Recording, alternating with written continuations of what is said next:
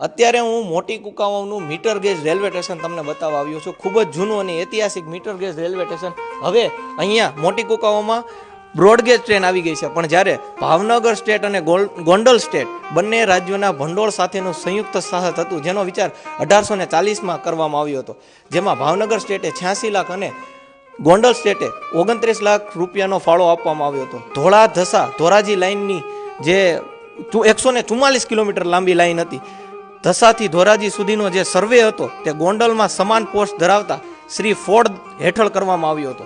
અત્યારે આ railway station broad ગેજમાં પરિવર્તન થઈ ગયું છે। સુંદર મજાનું આ જૂનું રેલવે સ્ટેશન તમે જોઈ શકો છો। જે તે ટાઈમે અહીંયા મીટર ગેજ ટ્રેનોનો દબદબો હતો। અત્યારે આ આપણો ઐતિહાસિક વારસો તમે નિહાળી રહ્યા છો, જે ખૂબ જ સુંદર મજાનો છે, જોઈ શકો છો તમે। આ હતું મોટી કુકાવાવનું સુંદર મજાનું રેલવે સ્ટેશન।